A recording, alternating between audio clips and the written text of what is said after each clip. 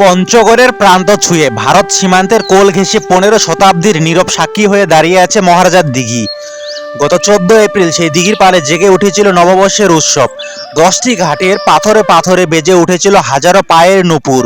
সবুজ গাছের ছায়ায় 20 ফুট উঁচু পাড়ের বুক চিরে মিশে গিয়েছিল লাল সাদা শাড়ি আর রঙিন ঘুড়ির মেলা। দিঘির 40 ফুট গভীর জল যেন কান পেতে শুনছিল বাঁশির সুর, ঢোলের তাল আর শিশুর কলকাকলি। বাতাসে ভেসে আসছিল জিলাপির মিষ্টি গন্ধ, মাটির পুতুলের আদুরে হাসি।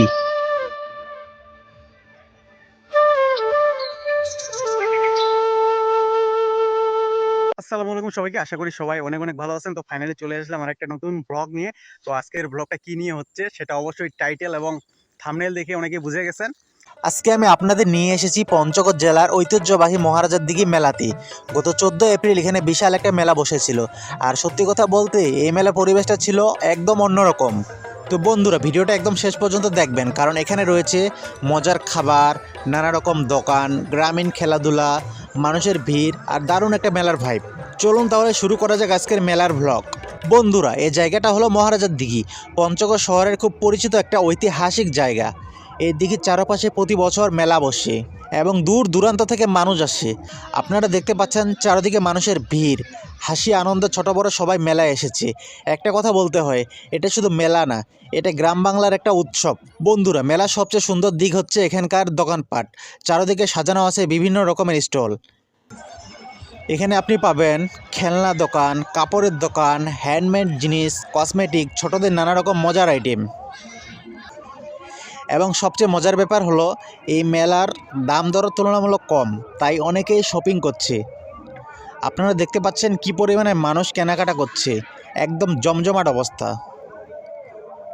বন্ধুরা, মেলায় আসলে খাবার না খেলে তো মেলাই অসম্পূর্ণ। এখানে খাবারের দোকানগুলোও এক কথায় অসাধারণ।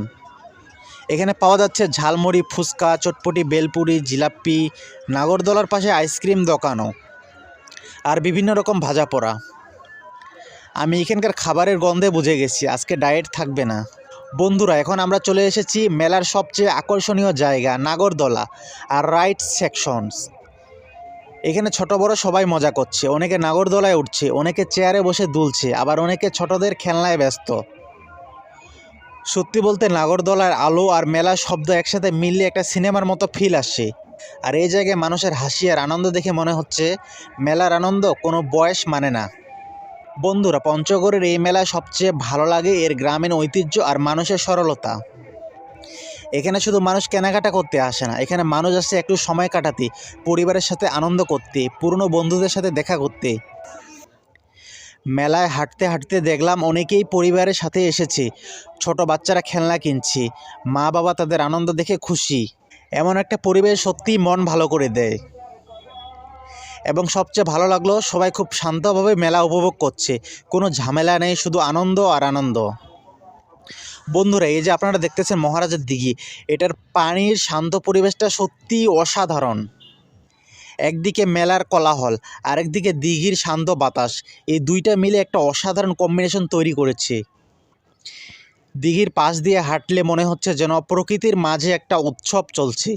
এমন জায়গায় সময় কাটালে মন একদম ফ্রেশ হয়ে যায়। বন্ধুরা, মেলায় আসা মানুষদের মুখে একটা জিনিসই দেখা যাচ্ছে, হাসি আর আনন্দ। অনেকে বলছে এই মেলা তাদের ছোটোবেলার স্মৃতি মনে করিয়ে দেয়, আবার অনেকে পরিবার নিয়ে এসেছে শুধুমাত্র ঘুরতে আর সময় কাটাতে। তো বন্ধুরা, এই ছিল মহারাজার দিঘির মেলার ছোট্ট একটা ভ্লগ। আমি চেষ্টা করেছি আপনাদেরকে পুরো মেলার পরিবেশটা দেখানোর। আশা করি ভিডিওটা আপনাদের ভালো লেগেছে। ভিডিওটা যদি ভালো লেগে থাকে তাহলে একটা লাইক দিবেন, কমেন্ট করে জানাবেন আপনার মতামত। আর নতুন ভিডিও পেতে অবশ্যই চ্যানেলটা সাবস্ক্রাইব করে পাশে থাকা বেল আইকন চাপতে ভুলবেন না। তাহলে বন্ধুরা, আজকের মতো বিদায়, আল্লাহ হাফেজ।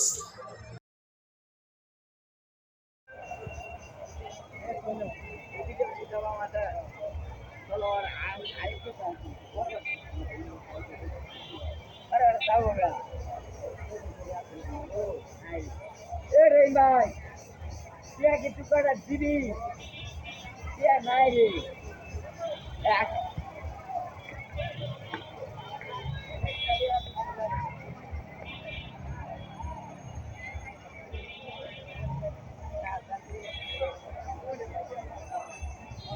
নিচে দাঁড়া নিচে দাঁড়া নিচে দাঁড়া নিচে দাঁড়া না রে, নিচে দাঁড়া, আমি উপরে দাঁড়াই।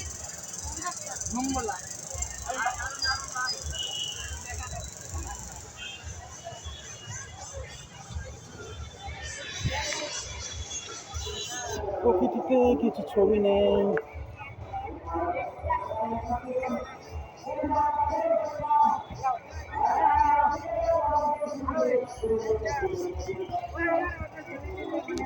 পিটা না, পিটা, পিটা, আরে পিটা, আরে পিটা।